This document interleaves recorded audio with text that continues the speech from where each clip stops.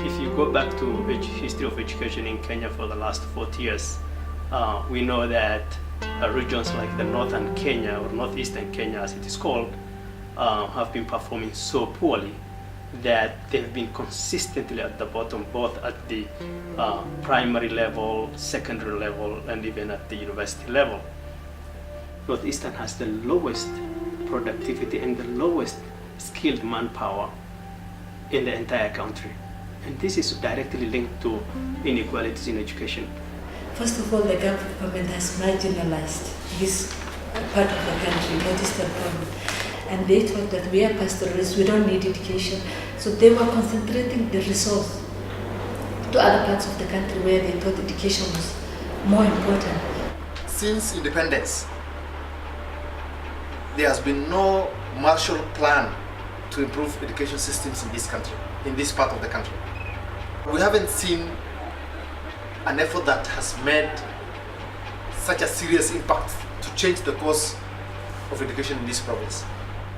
We need to sensitize and motivate and encourage and bring the word out that actually there is a problem, that it should be addressed.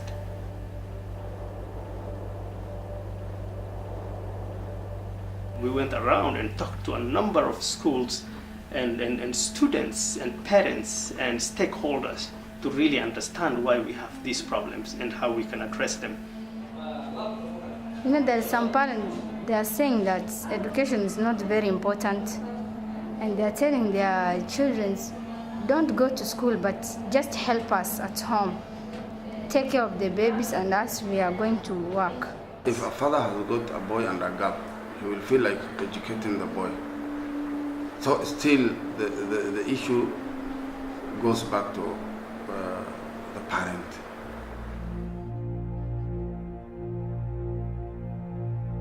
Gün dolandı dağı taşı, dinmiyor gözümün yaşı. There has been a shortage of staff, especially teachers, and we are still experiencing it up to now, all these years. There are 140 peoples, there are 59 girls, and there are 81 boys. We have only one teacher who is taking care of all those children.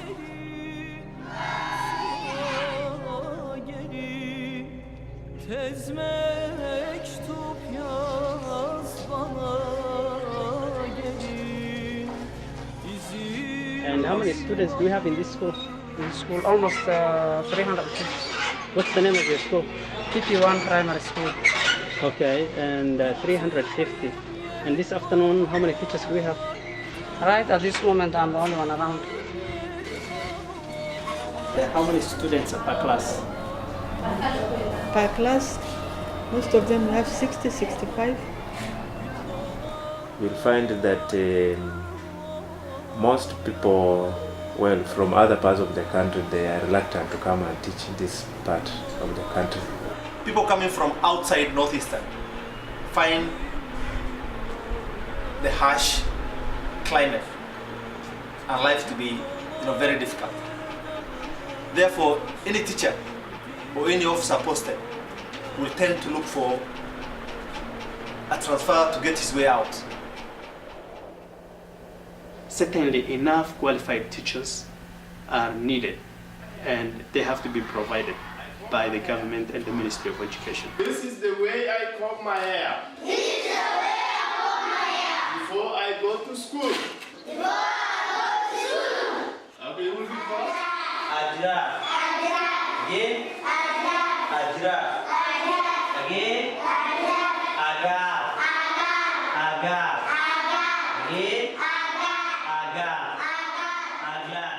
Most of our schools don't have the required facilities, especially secondary schools, like laboratories. You'll find that even those ones that are there are not enough. They are not enough. The ratio for books and books to student is also small. We have about one book for about 10 students or 8 students. Unlike when we have supposed to have 1 to 1, one student having one book.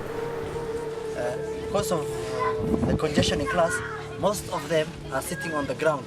They are lacking facilities like desks and chairs.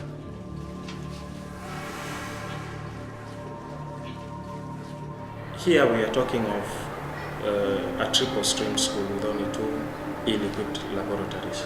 That really affects the performance.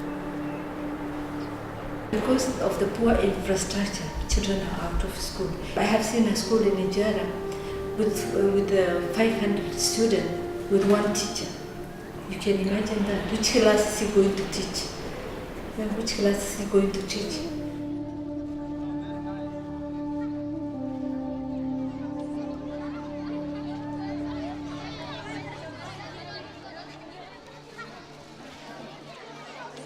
And then I see in your class there is no girls.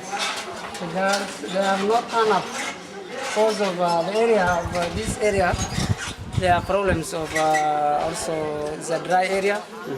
Parents sometimes when the children went home, they don't send back the children to school again because most of the time they send the children to fetch water or to go and look after the animal in the afternoon. Their lifestyle is pastoral. They move from one place to another.